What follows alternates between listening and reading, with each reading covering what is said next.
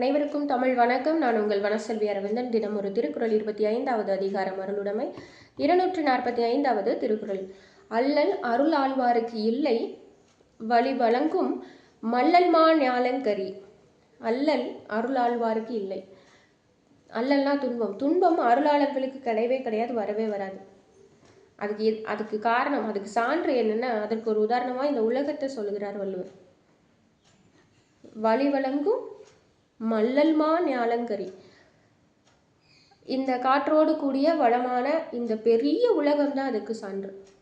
இந்த உலகம் நமக்கு எப்படி இருக்கு? அருளாளனா இருக்கு. இந்த உலகத்துக்கு எதையாவது ஒரு கேடு வருமா? நம்மளால வருது, அது வேற விஷயம். நம்மளால இந்த உலகத்துக்கு கேடு வரும். நாம அழிஞ்சு போவோம். உலகம் அழியுமா?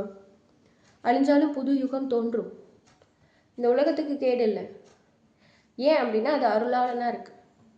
தன்னை தோண்டுபவரையும் இந்த நிலம் தாங்கிட்டு தானே இருக்கு. இந்த பூமி என்ன பாடுபடுத்திட்டு இருக்கிறோம், மழையை என்ன பாடுபடுத்திட்டு இருக்கிறோம், திட்டுறோமே, சபிக்கிறோமே. மழை வந்துட்டுனா அந்த மழை தானே சாப்பாடு போடுது. வள்ளுவம் சொல்லுகிறார் இல்லையா, நீரின்றி அமையாது உலகனின் யார் யாருக்கும் வானின்றி அமையாது ஒழுக்கு. அந்த மழை இல்லைன்னா நீ ஒழுக்கம் கெட்டவனா போயிடுவேன். உயிர் போயிடும், உணவு இருக்காது, எல்லாமே அழிஞ்சு போயிடும். எப்படி ஒழுக்கம் கெட்டவனா போவேன்? சாப்பிட வழி இல்லை, அடுத்த வேளை சாப்பிடவே வழி இல்லை. இத்தனை நாள் பட்னியாக ஆயாச்சு, இந்த ஒரு வேளை சாப்பிடலைன்னா செத்து போயிடுவேன்னா நான் என்ன பண்ணுவேன்? சாப்பிட்டே ஆகணும்னா திருடுவேன், என்கிட்ட வழி இல்லைன்னா.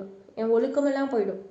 அப்போ இந்த உலகத்துக்கு அந்த இயற்கை எவ்வளோ கொடுக்குது, எவ்வளோ கொடுத்தாலும் காணாதுன்னு சொல்கிற ஒரே ஒரு அறியாமையான அறிவு கெட்ட மூட ஜென்மம் அப்படின்னா மனிதன் மட்டும்தான். நன்றி கடனே இல்லையே நம்மகிட்ட. இயற்கையை எப்படி வணங்கணும், இயற்கையை எப்படி போற்றி பாதுகாக்கணும் நம்ம செய்கிறோமா? குழந்தைகளுக்காவது சொல்லிக் கொடுப்போம். இப்போ இருக்காவது நம்மை நாமே மாற்றிக்கொண்டு பிறரையும் மாற்ற முயற்சி செய்வோம். நன்றி, வணக்கம். மீண்டும் சந்திக்கலாம்.